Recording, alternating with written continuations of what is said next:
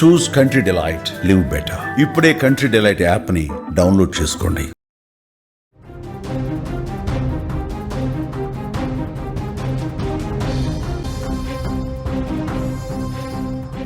సహస్ర హత్య తర్వాత బాలుడు ధైర్యంగానే ఉన్నాడు.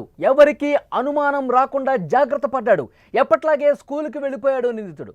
స్కూల్లో విచారించిన సమయంలో పోలీసులకు కట్టు కథ కూడా చెప్పాడు. సహస్ర ఇంటి నుంచి కేకలు విన్నానంటూ పోలీసుల ముందు చెప్పాడు. తనను విచారించినట్టు ఇంట్లో వాళ్ళకి చెప్పొద్దని చెప్పాడు బాలుడు. కత్తిని కడిగి రిఫ్రిజిరేటర్ మీద పెట్టాడు. రక్తం అంటిన టీషర్ట్ను వాషింగ్ మిషన్లో పడేశాడు. పోలీసులకు ఈ విషయాలు మొత్తం కూడా చెప్పాడు బాలుడు. సాఫ్ట్వేర్ ఇచ్చినటువంటి క్లూతోనే బాలుడు హంతకుడని నిర్ధారించారు పోలీసులు. 2 తెలుగు రాష్ట్రాల్లో సంచలనంగా మారిన సహస్ర హత్య కేసులో నిందితుడు 10వ తరగతి పక్కింటి బాలుడుగా తెలిసి అందరూ కూడా షాక్ అయిపోయారు. 5 రోజులుగా సాగిన ఈ మిస్టరీలో బయటపడిన ఊహించినటువంటి ట్విస్ట్ ఒకటి బయటపడింది. సమాజాన్ని కళ్ళు బైర్లు కమ్మేలా చేసింది ఆ షాక్. నిందితుడు బాలుడే అయినా ఎలాంటి క్లూ లేకుండా చాలా జాగ్రత్తగా పడ్డాడు, జాగ్రత్తగా ప్లాన్ చేసుకున్నాడు. హత్య తర్వాత కూడా తెలివిగా ప్రవర్తించాడు. తనపై అనుమానం రాకుండా చూసుకున్నాడు. కానీ చివరికి సాఫ్ట్వేర్ ఇంజనీర్ ఇచ్చినటువంటి క్లూతో దర్యాప్తు చేపట్టిన పోలీసులు వాడే నిందితుడు అని తేల్చేశారు. హత్య జరిగిన తర్వాత 2 రోజులకే బాలుడిని పోలీసులు విచారించారు. అయితే తనపై అనుమానం రాకుండా కట్టు కథలు చెప్పాడు. ఆ సమయంలో డాడీ డాడీ అంటూ సహస్ర అరుపులు నాకు వినిపించాయి. ఆ సమయంలో ఏదో జరిగిందని చెప్పి నాకు అనిపించింది అని పోలీసులకి విషయం చెప్పాడు. ఆ కేకలు తాను విన్నాను అని కూడా చెప్పాడు. విచారిస్తున్నటువంటి పోలీసులతో మీ పని కాగానే, ఇది చాలా జాగ్రత్తగా వినాలి, మీ పని అయిపోగానే నన్ను ఇంటికి పంపించేయండి, నన్ను పిలిచి విచారించిన విషయం మా ఇంట్లో చెప్పొద్దు అంటూ పోలీసులతో అన్నాడంట. హత్య జరిగిన తర్వాత సహస్ర ఇంటికి ఎలా వచ్చాడో అదే దారిలో తాను వెళ్ళిపోయాడు.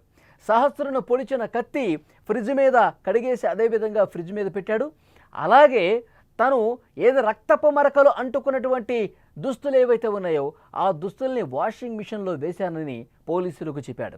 బాలుడి తెలివితో కేసు ఛేదన కాస్త లేట్ అయినటువంటి పరిస్థితి, కానీ చివరికి మాత్రం దొరికిపోయాడు. ఎంత తెలివిగా ప్రవర్తించాడు చూడండి. హత్య చేసిన తర్వాత ఏ విధంగా అయితే ఆ పెంట్ హౌస్ మీదకి వచ్చాడో అదే విధంగా బయట గడిపెట్టేసి వెళ్ళిపోయాడు. ఆ వెంట తెచ్చుకున్నటువంటి కత్తిని ఎవరికీ కనపడకుండా జేబులో పెట్టుకొని లోపల పెట్టేసుకొని ఎవరికి కనిపించకుండా మళ్ళీ అదేవిధంగా గోడ దూకి తన ఇంట్లోకి వెళ్ళిపోయిన పరిస్థితుంది. ఎవరన్నా వస్తున్నారా లేదా బిల్డింగ్ మీద నుంచి దూకేటప్పుడు, ఈ బిల్డింగ్ నుంచి ఆ బిల్డింగ్ వైపు వెళ్ళేటప్పుడు మొత్తం చుట్టుపక్కలంతా చూసుకుంటున్నాడు. ఎవరన్నా చూస్తున్నారా లేదా, ఎవరికైనా కనిపిస్తున్నానా లేదా, ఎవరైనా సరే నన్ను కనిపెడతారా లేదా అని చెప్పి అక్కడే వెయిట్ చేశాడు కొద్దిసేపు. ఇక్కడ మీరు చూస్తున్నారు లెఫ్ట్ సైడు నిందితుడి ఇల్లుని మీరు చూస్తున్నారు, సహస్ర ఇల్లుని రైట్ సైడ్ మీరు చూస్తున్నారు. ఎంత పక్క పక్కకు ఉన్నాయి చూసారా? చాలా స్పష్టంగా మీరు విజువల్స్లో చూస్తూ ఉన్నారు. ఇంత దగ్గరగా ఆనుకొని ఉండటం వల్లే ఈ బిల్డింగ్ మీద నుంచి ఆ బిల్డింగ్ మీద చేరుకోవటానికి చాలా ఈజీ అయింది అతనికి. వెంటనే పెంట్ హౌస్కి వెళ్ళాడు. పెంట్ హౌస్ లోపలికి వెళ్ళాడు. చాలా దారుణంగా సహస్రను చంపేసి 80,000 రూపాయలు ఉంటే అవి కూడా తీసుకుని బయటకు వచ్చి గడిపెట్టేసి ఇటువైపు నుంచి మళ్ళీ ఈ బిల్డింగ్ నుంచి ఆ బిల్డింగ్ దూకే సమయంలో వెయిట్ చేశాడు. ఒక 10 నిమిషాలు జాగ్రత్తగా అటు ఇటు చూశాడు. ఎవరైనా వస్తున్నారా, ఏదన్నా కదలిక కనిపిస్తే అక్కడే ఉండిపోయాడు. ఇది మొత్తం కూడా ఆ బిల్డింగ్లో ఈ బాలుడు ఉంటున్నటువంటి, ఈ హంతకుడు ఉంటున్నటువంటి బిల్డింగ్లోనే సాఫ్ట్వేర్ ఇంజనీరు పనిచేస్తుంది. సాఫ్ట్వేర్ ఇంజనీర్ అందులో వర్క్ ఫ్రమ్ హోమ్ కాబట్టి ఇంట్లోనే ఉండి పనిచేసుకుంటుంది. గమనించింది, ఒక అలికిడి గమనించింది. అతన్ని చూసింది, ఆ పిల్లవాడిని చూసింది. పిల్లలు ఆడుకుంటూ ఉంటారులే, అటు నుంచి ఇటు దిగుతూ ఉంటారు, దూకుతూ ఉంటారు అని అనుకుంది. కానీ వాడు ఆ సమయంలో సహస్రను చంపేశాడని చెప్పి ఆ సాఫ్ట్వేర్ ఇంజనీర్కి అప్పుడు తెలీదు. కొంత అక్కడ నిలబట్టడం చూసింది, అటు ఇటు కదలటం చూసింది. కానీ వీళ్ళేదో ఆడుకుంటూ దొంగ పోలీస్ ఆట ఆడుకుంటారు కదా, ఎవరికి కనిపించకుండా దాక్కుంటూ ఉంటారు కదా. సో ఆ విధంగా లైట్ తీసుకుంది ఆ సాఫ్ట్వేర్ ఇంజనీర్. తర్వాత తెలిసింది 2-3 గంటలు పూర్తయిన తర్వాత, ఈ విషయం బయటకు వచ్చిన తర్వాత, అక్కడ సహస్ర హత్యకు గురైంది అని తెలిసిన తర్వాత అప్పుడు కూడా అనుమానించాల. ఎవరో దొంగ వచ్చాడు, దొంగతనానికి వచ్చి ఉంటాడు, ఆ సమయంలో సహస్రాన్ని చంపేసి వెళ్ళిపోయి ఉంటాడని చెప్పి అనుకుంటుంది ఆ సాఫ్ట్వేర్ ఇంజనీర్ కూడా. అప్పుడు కనిపించినటువంటి ఆ బాలుడే చంపేసి నాకు కనిపించాడు అన్నది కూడా ఆమె ఊహించాల. ఎందుకంటే చిన్నపిల్లాడు, 14 సంవత్సరాలే ఉంటాయి. అంత చిన్నపిల్లాడు ఇంత చిన్న వయసులో కత్తి తీసుకొని అంత దారుణంగా ఎలా చంపి ఉంటాడులే అని చెప్పి అప్పుడు అనిపించలా. తర్వాత పోలీసులు ఇన్వెస్టిగేట్ చేసేటప్పుడు ఈ బిల్డింగ్లో ఉన్న వాళ్ళని కూడా విచారించేటప్పుడు ఆ సాఫ్ట్వేర్ ఇంజనీర్ చెప్పింది, ఆ సమయంలో ఒక చిన్న అబ్బాయి కనిపించాడు సార్ నాకు, మరి అతను చాలా తక్కువ ఏజ్ ఉంటుంది, అతను చంపి ఉంటాడని కూడా నేను అనుకోలేదు, అతని కదలికైతే కనిపించింది, అతను ఒకసారి విచారించండి అని కూడా అన్నది. అప్పుడు పోలీసులు ఈ సహస్ర తమ్ముడు చదివే స్కూలు ఇప్పుడు ఈ చంపినోడు స్కూలు ఒకటే, ఆ స్కూల్లో విచారణకు కూడా వెళ్ళారు. అప్పటికే అతను హంతకుడు అని కూడా పోలీసులు అనుకోలే. ఆ స్కూల్కి వెళ్ళారు, స్కూల్లో ఉన్న వాళ్ళని పరిశీలించారు, విచారించారు. ఆ సమయంలో ఈ హంతకుడు ఏం చెప్పాడో తెలుసా? అవును, నేను కూడా సౌండ్స్ విన్నాను, డాడీ డాడీ అని చెప్పి పక్క బిల్డింగ్ నుంచి అరుపులు నాకు వినిపించాయి, ఆ అరుపులు వినిపించడంతో ఏదో జరుగుంటుందని చెప్పి నేను అనుకున్నాను సార్ అని చెప్పి పోలీసులు స్కూల్కి వచ్చి విచారిస్తున్నప్పుడు చెప్పాడనమాట. చెప్తే అప్పుడు కూడా పోలీసులకి అనుమానం రాలా. ఎంత యాక్టింగ్ చేశాడో చూడండి. తన మీద అనుమానం రాకుండా డాడీ డాడీ అని చెప్పి అరవటం నేను విన్నానంటే డాడీ మీద తోసేయటానికో లేకపోతే ఇంకో ఏదో అక్కడ ఘోరం జరుగుతుంది నేను విన్నాను అంటే ఇతని మీద అనుమానం రాదు కదా. ఇతనింత ధైర్యంగా చెప్తున్నాడు, మళ్ళీ స్కూల్కి కూడా వస్తూ ఉన్నాడు రోజు, అనుమానించాల పోలీసులు. ఆ తర్వాత మొత్తం అక్కడ పరిస్థితిని అబ్జర్వ్ చేసి మరికొన్ని కోణాల్లో విచారించి అతని మీద నిఘా పెడితే వాస్తవాలు వెలుగులోకి వచ్చాయి. అతని ఇంట్లో శోధిస్తే ఆ లెటర్ కనిపించింది. ఏ విధంగా దొంగతనానికి వెళ్ళాలి, తర్వాత ఏం చేయాలి, ఆ లాక్ని ఏ విధంగా కట్ చేయాలి, ఎవరైనా అడ్డొస్తే ఏం చేయాలి, అవన్నీ కూడా పాయింట్ రాసుకున్నాడు. ఎస్, దొంగ దొరికేశాడు, హంతకుడు దొరికేశాడని చెప్పి పోలీసులు భావించారు. మొత్తం వెతికితే ఆ కత్తి, వాడిన కత్తి ఎక్కడ పెట్టావంటే ఫ్రిడ్జ్ మీదే పెట్టానని చెప్పాడు. ఆ కత్తిని స్వాధీనం చేసుకున్నారు. ఆ తర్వాత ఏ డ్రెస్లో అప్పుడు ఆ రోజు ఉన్నాడో ఆ డ్రెస్ని ఏం చేసావు అని అడిగారు. ఆ డ్రెస్ని వాషింగ్ మిషన్లో పడేశానని చెప్పారు. ఆ దుస్తులను కూడా పోలీసులు స్వాధీనం చేసుకున్నారు. మొత్తం ఈ విధంగా జరిగింది.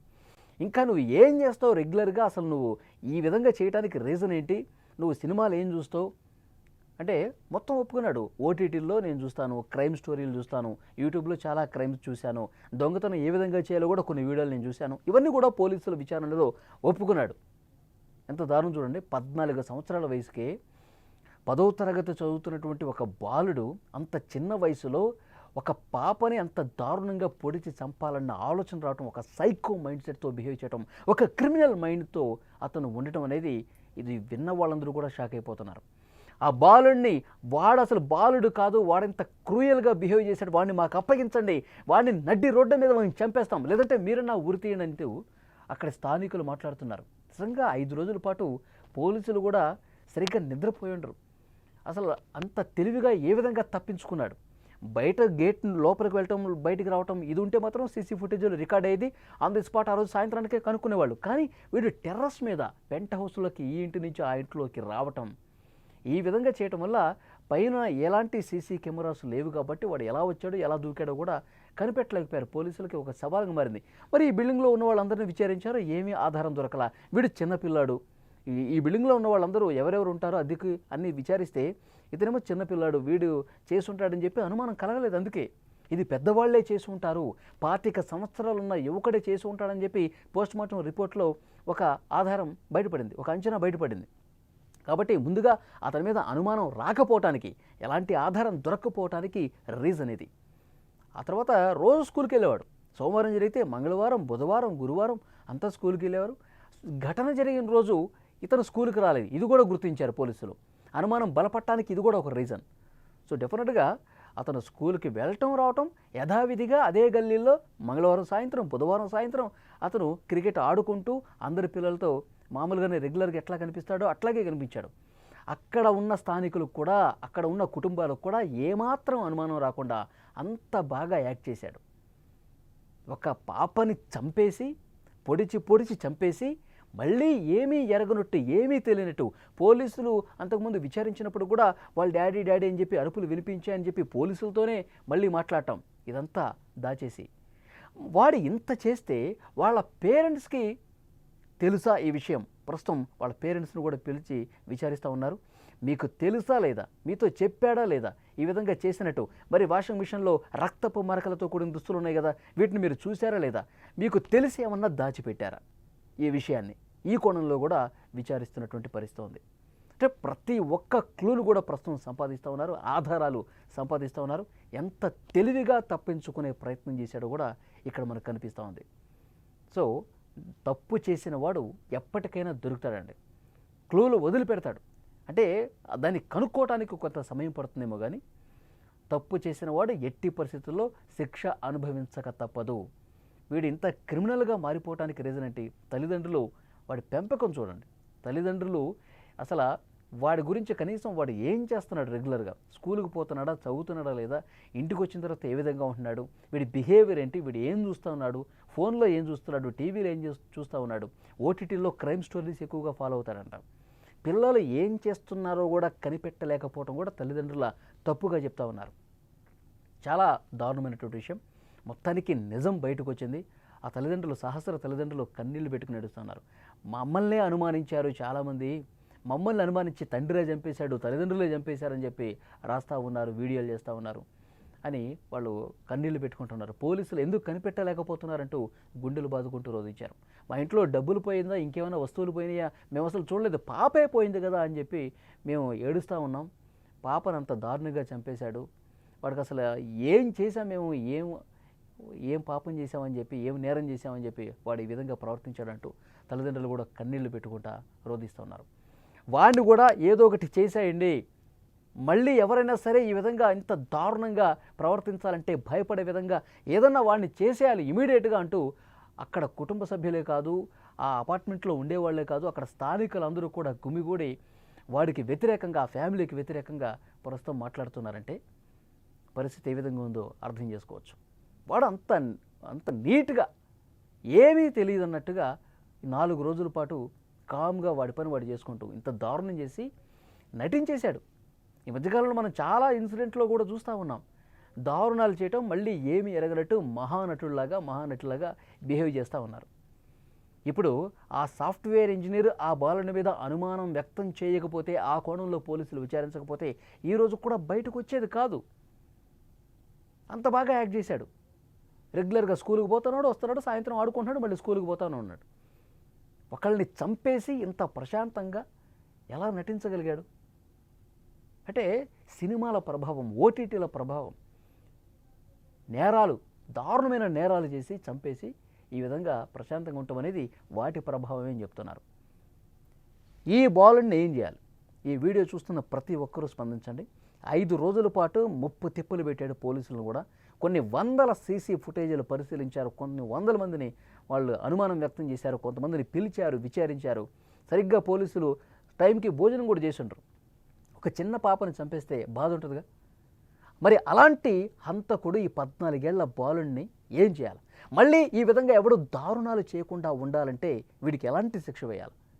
తప్పకుండా మీరు స్పందించండి, కామెంట్ రూపంలో తెలియజేయండి.